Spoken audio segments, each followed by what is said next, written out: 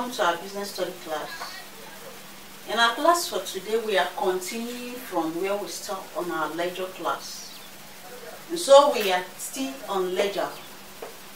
I have explained what a ledger is, items found in a ledger. Today we are going to discuss examples of how to post in a ledger. But before I go into the posting in proper, we have two different accounts that appears in the ledger. The personal account and the impersonal account. Under the personal account, it can be a business account, it can be an individual account. Under these individual accounts, credits and liabilities or credit entries and debit entries are posted into the individual ledger account. While the impersonal ledger account relates to assets, liabilities, income, and expenditure. Income, expenditure, assets, liabilities for the impersonal ledger or impersonal account that appears in the ledger. But for the personal accounts that are posted to the ledger, you have the debit entry and you have the credit entry. Remember, in the contract entry system, we discussed in our Genesis 1 class that every credit entry must have a corresponding debit entry. So also in our ledger entry, we'll have that same contra kind of posting. The debiting side and the crediting side will be balanced. I'm going to take an example from your recommended test, and we're going to see how we post it. Let me read out the question. This exercise I'm going to use, then I'm going to post it directly. Now, for example, the following is the analysis and interpretation of the above example. OOB account is kept on page 3. I told you every ledger has its own page. Every ledger has its own folio number or page number. Whether you call it a folio number or a page number. So Mr. OB account is kept on page 3 or folio 3 of the sales ledger. On January 3, 2019, she owned the business 12,500. This was the balance brought down unpaid from the previous month. That was the owing he brought forward. Then on the 10th, she paid 19,000 naira cash to the business. This information is contained in the cash account and it appears in folio number 6. On the 15th, goods worth 6,200 naira were returned by Mr. John, and she was sent a credit note of 6,200 because it was a return. I told you that a credit note or a debit note is sent for goods that are either undercharged or overcharged. So since this is a return, he is going to have a debit note. And these appear on page 7 or folio 7. Then on the 28th, he sold goods worth 18,000 naira that was bought on credit. And this sales was kept on page or folio number 4. Then on the 29th of January, he discovered that Mr. John should have been charged 20,000 naira instead of 18,500 overcharged, and then she sent a debit note again of 1,500 of an undercharge. At the end of the month, Mr. Obi owned the business 7,300 naira. This is shown as a debit balance. Now let us enter this account in his book of accounts. This is O. John's account. Now, remember when I taught you how to rule an account, I told you the items that will be there. Remember, this is the debit side of the account and this is the credit side of the account. Now, what are the particulars? They will have the dates. We'll have the particulars that are found in there. We'll have folio number. We'll have amount. Then we'll have particular.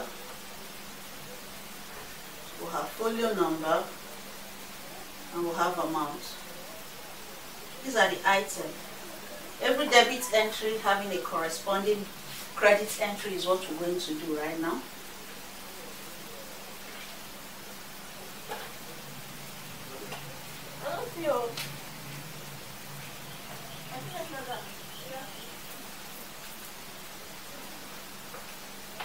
Then we said Mr. John, January 3rd. He owns the business. Remember we said he owns the business. That's to say we are balanced. Balance brought forward. He owns the business, 12,500, and this will appear here. Amount 12,500. He owns the business. Now, on January 28th, he did a sales, a cash sales to Mr. Obi, and the cash sales was at 18,500. So we put in the cash sales 18,500. So this is sales.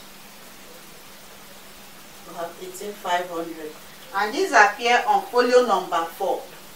You see it, folio number 4. That is where it appears. So we see this cash sales he did, and it appears on folio number 4. Now we are going again to another sales he did. He did a sales on the 29th of January, sales. And that sales was for 15,000 naira. 15,000 naira. And that one appears same on folio number 4. This is the recommended test I'm using. And the exercise is found on page 103 if you want to.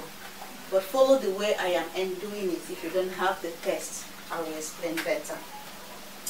Then on January 10th, we brought forward. Remember that we have a cash sales.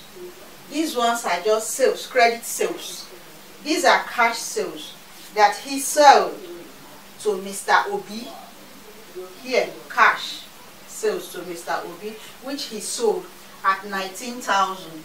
And this was recorded on ledger folio number 6. Same that time, remember I said Mr. Obi did a return inwards of 6,200, which appear on folio number 7. Now, if we add up all of this, the amount he is owing that he brought forward, this 18,000 sales he did, credit sales, and the 15,000 credit sales again that he did, we are going to have 32,500. 32,500. Is that? So we have 32,500. This is 8,500. This is 15. Sorry, this is 1,500, not 15,000. 1,500.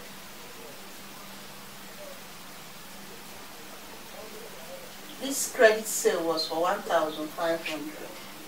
So this will have 32,500. Now remember that both accounts have to balance. This side will not be up to that. So to balance up this side to make 32,000, we will have balance carried on of 7,300 to balance this side of account for us to have 32,500. Remember, both sides of the account have to balance for it to work efficiently and effectively well. Contra entry. Every debit entry having a corresponding credit entry, and every of the account balancing. So you brought forward from the other side that is not balanced to balance all the account. So this is an example of how we can enter a ledger entry. Remember, these are the folio number as it's we appear in the normal items that we record. These are where you trace the dates, the accounting entries you are entering into your ledger. In the journal, these are what appears: folio number 4, folio number 4, folio number 6, folio number 7, and then we're able to balance old John's account. This is how we enter our ledger entries. In our next class, we'll take other accounting entries as it concerns our business study class. It was my pleasure having you on Class Online School. Thank you for being part of our class today. If you've not subscribed, what are you waiting for? And to my returning subscribers, thank you for always dropping by and always coming. Please share the videos to those you think will benefit from it. Thank you for being part of our community. Until I come your way next time.